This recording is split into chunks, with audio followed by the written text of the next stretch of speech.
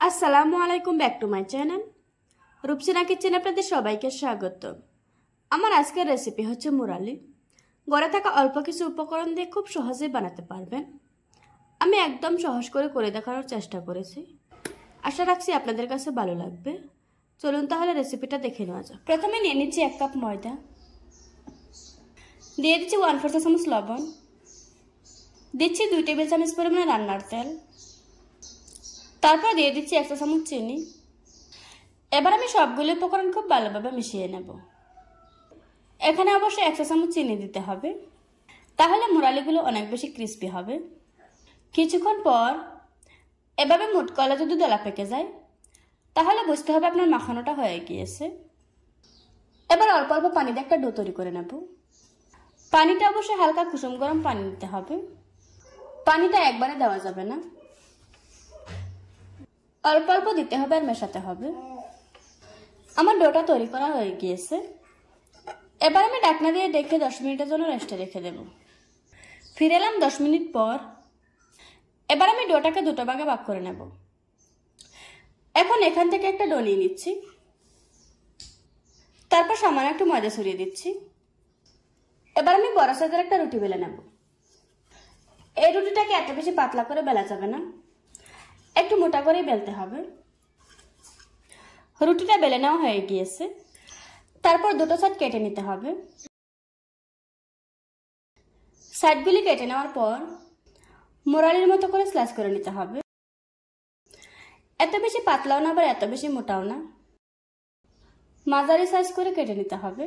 যখন লম্বা করে কেটে নেওয়া হয়ে যাবে তারপর মাছ বরাবর কাট দিয়ে নিতে হবে, তাহলে এগুলি মুরালি শেপ হয়ে যাবে।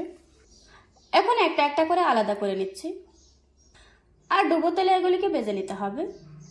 সবগুলি মুরালি কেটে নেওয়া হয়ে গিয়েছে। এখন এগুলিকে ভেজে নেব। মুরালিগুলি ভাজার জন্য চুলায় মিডিয়াম আঁচে তেল গরম করে নিয়েছি। এখন আমি গরম তেলের উপর মুরালিগুলি দিয়ে দিচ্ছি। তেলটা খুব বেশি গরম করে ছাড়া যাবে না, আবার ঠান্ডা তেলেও দেওয়া যাবে না। মাঝারি আঁচে তেল গরম করে নিতে হবে। চুলার আঁচ মিডিয়ামে রেখে উল্টিয়ে পাল্টিয়ে খুব ভালোভাবে ভেজে নেব। কিছুক্ষণ ভেজে নেওয়ার পর এখন খুব সুন্দর একটা কালার এসেছে।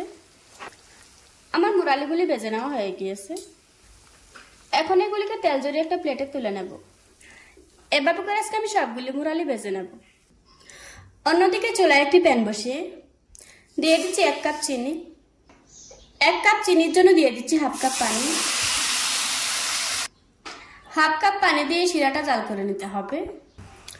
কিছুক্ষণ জাল করার পর দেখা যাবে এই মিশ্রণটা ঘন হতে শুরু করেছে। একটা বাটিতে পানি নিয়ে চেক করে নিতে পারেন।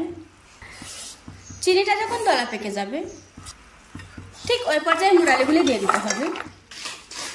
আমি চিনিটা চেক করে নিয়েছিলাম, অনেকটাই ঘন হয়েছে।